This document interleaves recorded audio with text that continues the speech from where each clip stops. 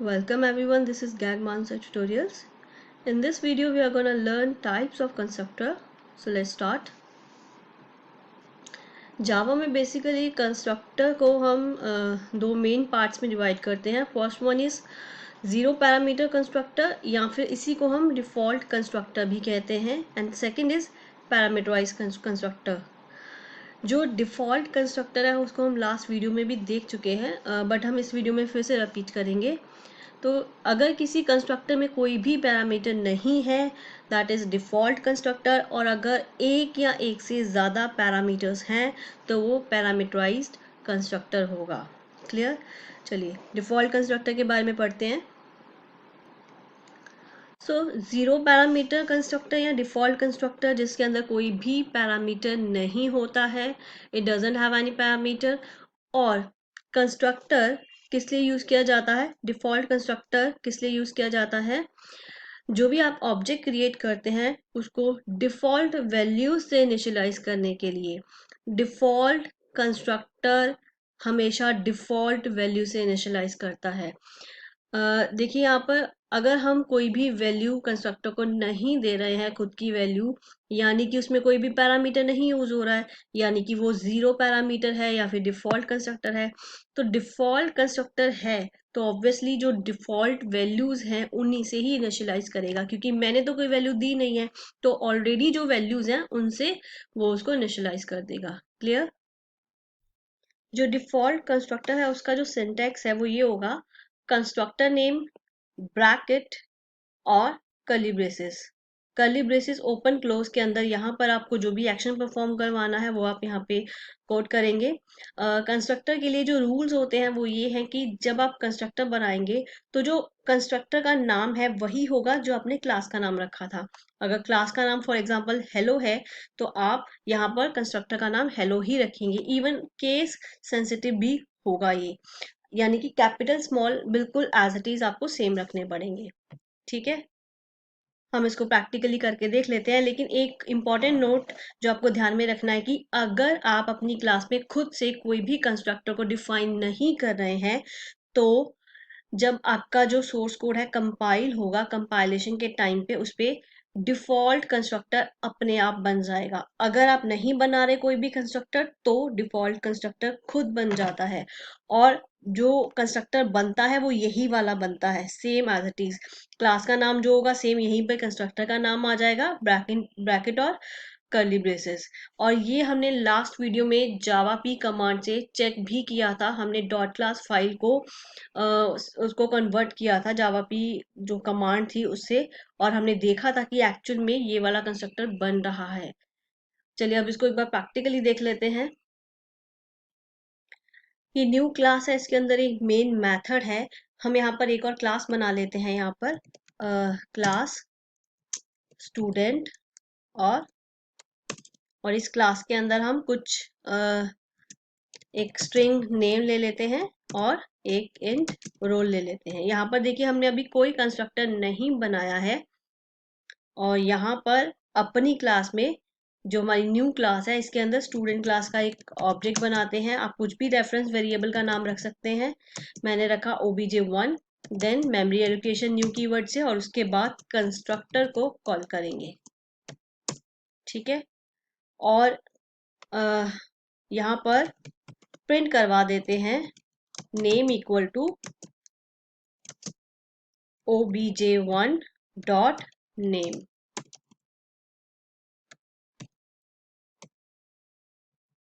And roll equal to obj1 dot roll. चलिए इसको run करते हैं. अभी देखिए हमने अपनी स्टूडेंट क्लास में कोई कंस्ट्रक्टर नहीं बनाया है, लेकिन जैसे हम इसको रन करेंगे कंपाइलेशन के टाइम पर डिफॉल्ट कंस्ट्रक्टर बन जाएगा. उसने अपना काम कर दिया, उसने नेम और रोल नंबर को जो भी डिफॉल्ट वैल्यूज हैं उसे इनिशियलाइज कर दिया है. और देखिए हमने यहाँ पर प्रिंट भी करवा के देख लिया है.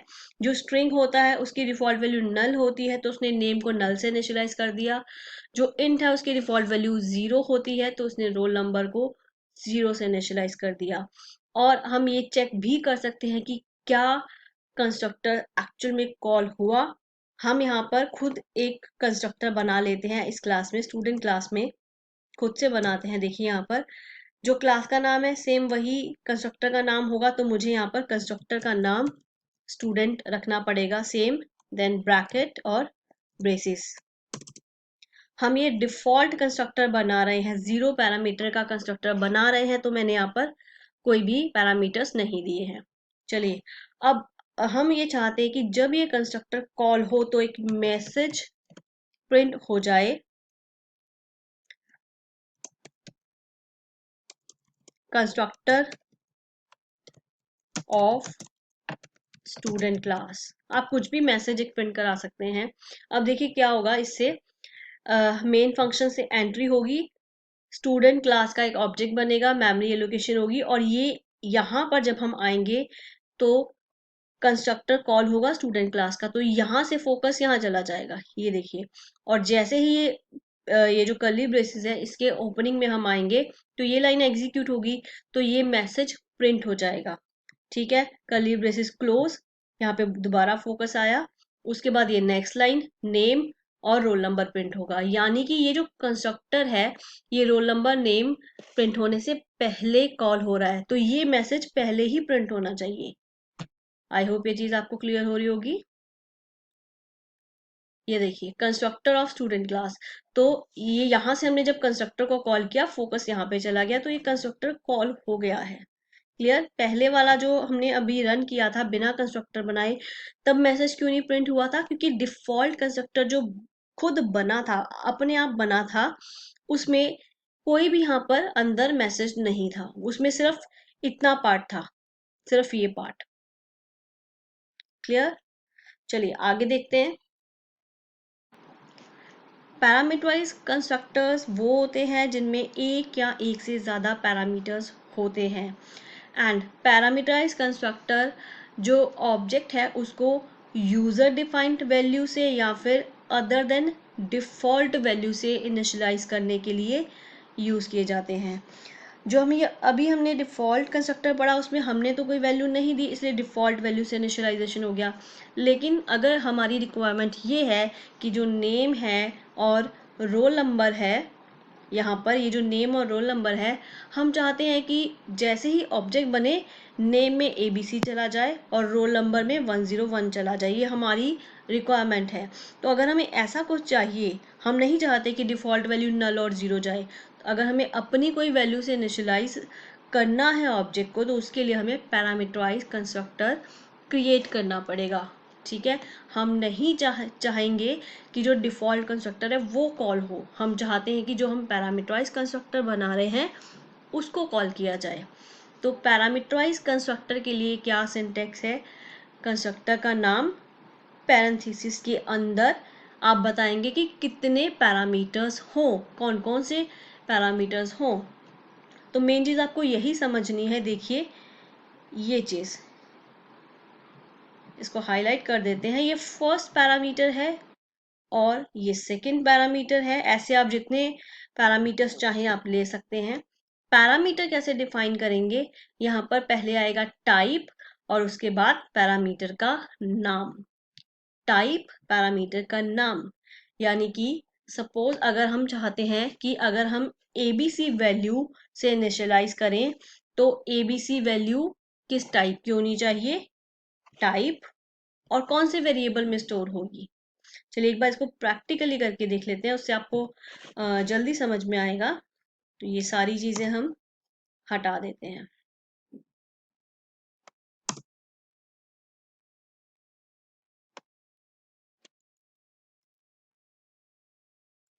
यहाँ पे हम एक पैरामीटराइज कंस्ट्रक्टर क्रिएट करते हैं। देखिए सेम नाम, और यहाँ पे मुझे पैरामीटर्स देने पड़ेंगे। अब देखिए पैरामीटर्स कैसे देने हैं, हमें यहाँ पर नेम और रोल नंबर दोनों को इनिशियलाइजेशन करवाना है।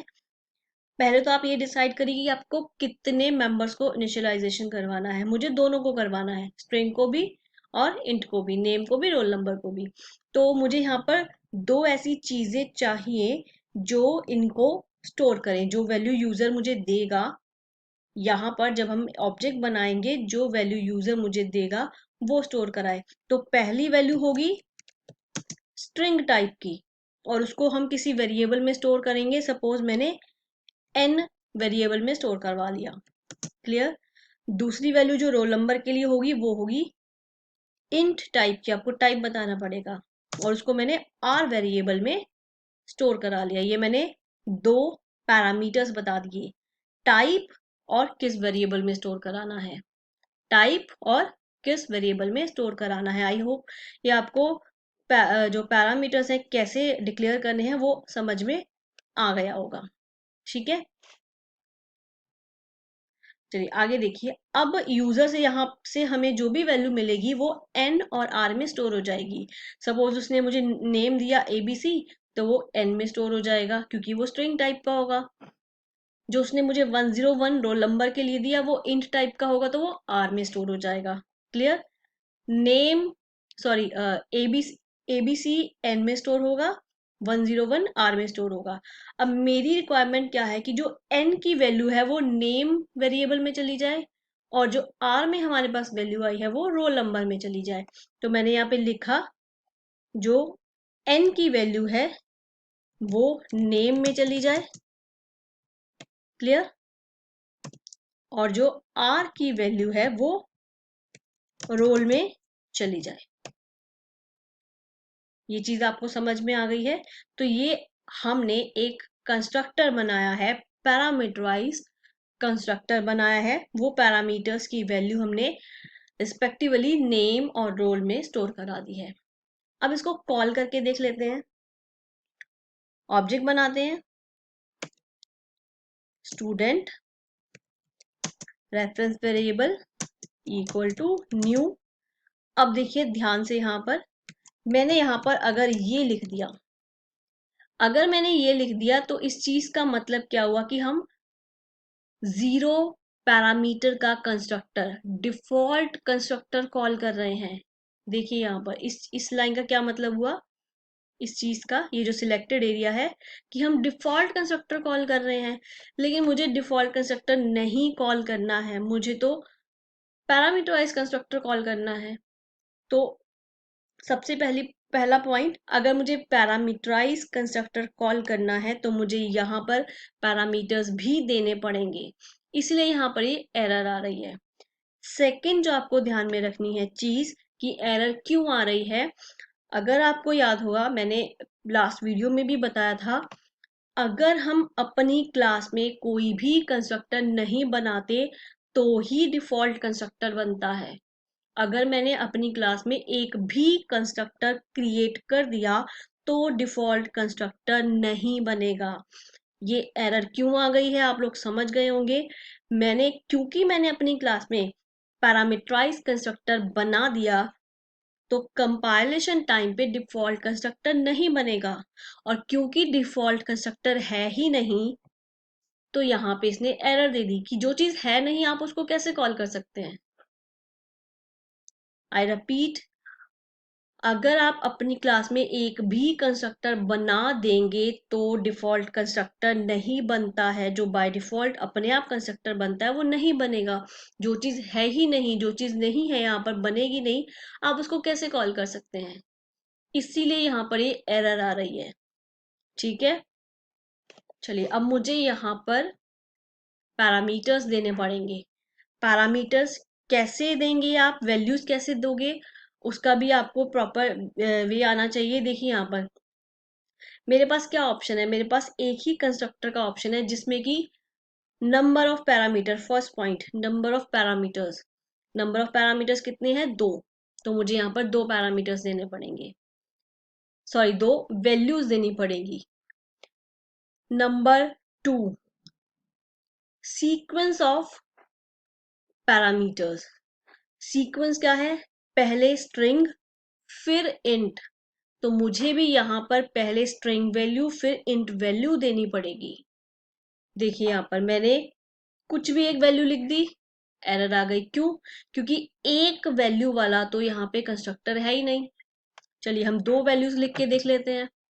अब भी यहाँ पर एरर आ रही है। क्यों, क्योंकि दो इंट वैल्यू दी है मैंने लेकिन दो इंट वैल्यूज वाला तो कोई कंस्ट्रक्टर है ही नहीं।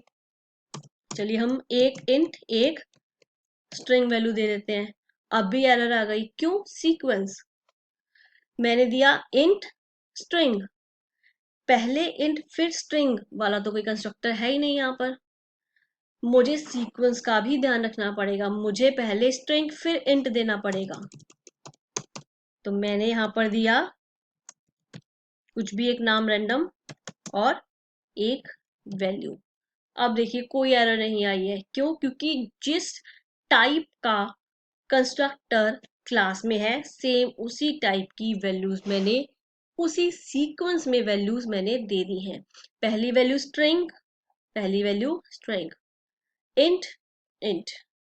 तो दो चीजें ध्यान में रखनी है आपको, नंबर ऑफ पैरामीटर्स, कितने पैरामीटर्स हैं, और सेकंड सीक्वेंस ऑफ पैरामीटर। चलिए ये चीज आपको आई होप क्लियर हो गई होगी। आगे देखिए, अब जैसे ही ये लाइन एग्जीक्यूट होगी अमन की वैल्यू n वेरिएबल में चली जाएगी और 101 वाली वैल्यू r वेरिएबल में चली जाएगी। फिर यहाँ पर आएंगे, फिर नेक्स्ट लाइन आएगी। जब हम इस लाइन पे आएंगे तो n में जो भी वैल्यू है वो नेम में चली जाएगी और r में जो वैल्यू है वो रोल में चली जाएगी, यानी कि अमन वैल्यू नेम में चली जाएगी इंस्टेड ऑफ नल। पहले नल जाता था लेकिन अब नल नहीं जाएगा, अब कौन सी वैल्यू जाएगी नेम में? अमन। रोल में क्या जाएगा? 101। क्लियर? तो ये लाइन आपको क्लियर हो गई कि हम ऑब्जेक्ट बनाते टाइम उसको यूजर डिफाइंड वैल्यू से इनिशियलाइज कर रहे हैं। तो इस तरीके से वैल्यूज इनिशियलाइज होती हैं। चलिए प्रिंट करवा के हम देख लेते हैं। S out name is equal to obj1 dot name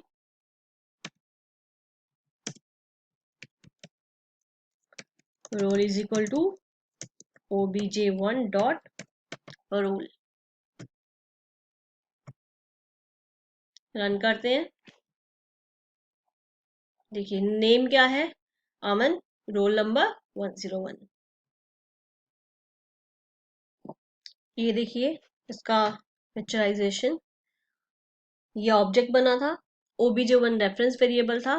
क्योंकि मैंने एक पैरामीटराइज कंस्ट्रक्टर यूज किया तो जो नेम वाला स्पेस था उसमें अमन वैल्यू चली गई और जो रोल नंबर वाला स्पेस था उसमें 101 वैल्यू चली गई। तो ये एक ऑब्जेक्ट है। ऐसे ही अगर हम चाहते हैं कि एक और ऑब्जेक्ट बने और उसमें डिफरेंट वैल्यूज जाएं तो हमें क्या करना होगा? हमें यहाँ पर जब हमें ऑब्जेक्ट बनाएंगे तो डिफरेंट वैल्यू पास कर देंगे। देखिए यहाँ पर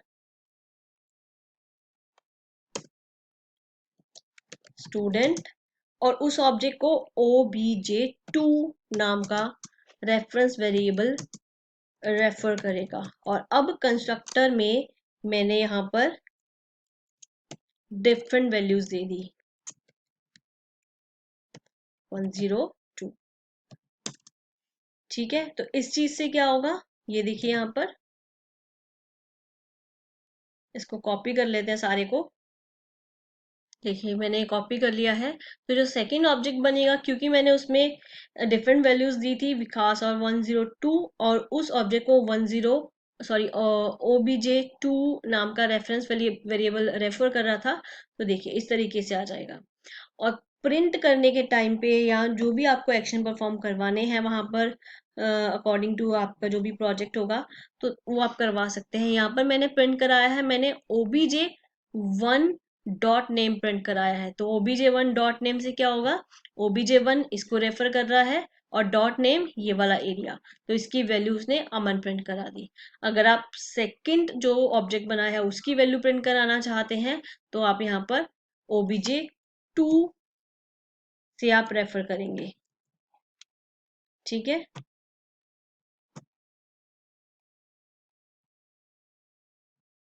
ये देखिए।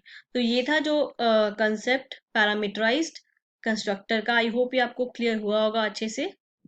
इसी में एक चीज और देख लीजिए, हालांकि वो कंस्ट्रक्टर से रिलेटेड नहीं है।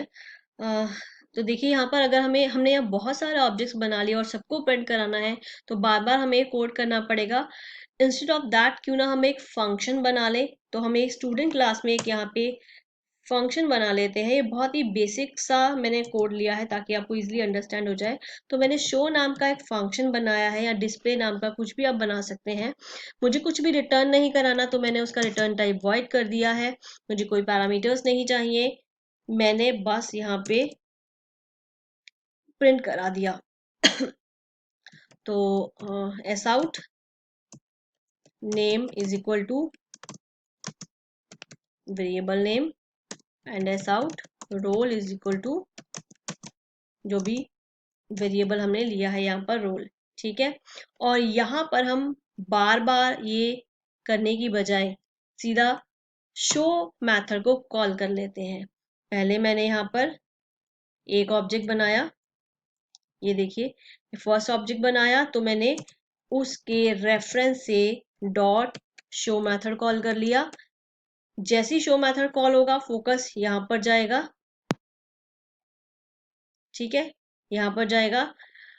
obj1 के रेफरेंस से शो मेथड कॉल हो रहा है, तो नेम किसका प्रिंट होगा, obj1 का। रोल किसका प्रिंट होगा, obj1 का। ऐसे ही अगर हम obj2 से शो मेथड कॉल करेंगे तो किसका नेम और रोल प्रिंट होगा, obj2 का।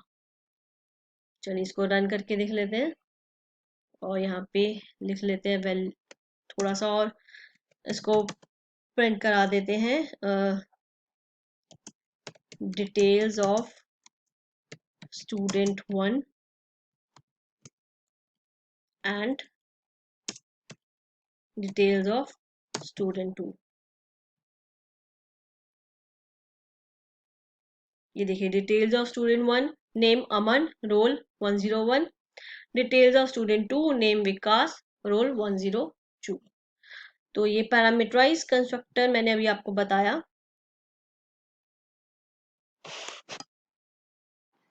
इस टॉपिक के ऊपर इंटरव्यू में आपसे अलग अलग घुमा फिरा कर क्वेश्चंस पूछे जा सकते हैं, like what are types of constructor in Java, आप बता सकते हैं। जीरो पैरामीटर और पैरामीटराइज कंस्ट्रक्टर उनको एक्सप्लेन कर सकते हैं। सेकंड देखिए व्हाट इज पैरामीटराइज कंस्ट्रक्टर, अलग से भी पैरामीटराइज कंस्ट्रक्टर पूछा जा सकता है। Third, how to define parameters in constructor, वो आपसे ये नहीं पूछेंगे कि पैरामीटराइज कंस्ट्रक्टर क्या होता है, वो ये पूछ सकते हैं कि जो उसके अंदर पैरामीटर्स होते हैं वो आप कैसे डिफाइन करेंगे, वो अभी हमने देखा यहाँ पर। तो आप ये बता सकते हैं, ये देखिए ये हमने जो पहले आप टाइप बताएंगे, उसके बाद जो नाम होता है, जो भी वेरिएबल आप लेना चाहते हैं वो, तो इस पूरी चीज को आप विद एग्जांपल एक्सप्लेन कर सकते हैं। नेक्स्ट देखिए why we need parameterize constructor, हमें उनकी जरूरत क्यों पड़ती है। अगर हम अपने ऑब्जेक्ट को डिफॉल्ट वैल्यू से इनिशियलाइज नहीं करना चाहते हैं, हम अपने ऑब्जेक्ट को यूजर डिफाइंड वैल्यू से इनिशियलाइज करना चाहते हैं, तो हमें पैरामीटराइज कंस्ट्रक्टर की नीड पड़ती है। इस पूरी चीज को आप विद एग्जांपल एक्सप्लेन कर सकते हैं। देखिए फिर, can we call default constructor when there is only parameterize constructor in the class. इस चीज को अभी हमने प्रैक्टिकली भी देखा था कि क्या हम डिफॉल्ट कंस्ट्रक्टर को कॉल कर सकते हैं अगर हमारी क्लास में पैरामीटराइज कंस्ट्रक्टर हो। नहीं, वो मैंने आपको दिखाया भी था, रीजन भी बताया था, हम उसको कॉल नहीं कर सकते हैं। ये देखिए हम यहाँ पे करके देखते हैं डिफॉल्ट कंस्ट्रक्टर, तो आपके पास एरर आ जाएगी। उसका पूरा रीजन मैंने आपको एक्सप्लेन किया था कि अगर हमारी क्लास में हमने कोई भी कंस्ट्रक्टर पैरामीटराइज कंस्ट्रक्टर कुछ भी बना दिया है, और तो बाय डिफॉल्ट जो डिफॉल्ट कंस्ट्रक्टर है वो नहीं बनता है, इसलिए यहाँ पर एरर आ रही है कि जो चीज है ही नहीं तो आप उसको कॉल कैसे कर सकते हैं। ठीक है, तो ये कुछ अलग अलग टाइप के क्वेश्चंस हैं, घुमा फिरा कर किसी भी तरीके से वो आपसे पूछ सकते हैं। वो आपकी जो बेस है, जो आपका नॉलेज है, उसको टेस्ट करने के लिए गलत क्वेश्चंस भी पुट कर सकते हैं कि आप उसको रेक्टिफाई करें, बताएं कि नहीं ये चीज ऐसे ही होती है। तो चलिए आप इसको प्रैक्टिस करिए, और नेक्स्ट वीडियो में हम कंस्ट्रक्टर के ऊपर ही एक नया टॉपिक देखेंगे कि क्या हमारी क्लास में एक से ज्यादा कंस्ट्रक्टर्स हो सकते हैं कि नहीं हो सकते। इस टॉपिक को हम नेक्स्ट वीडियो में डिस्कस करेंगे। Till than happy coding.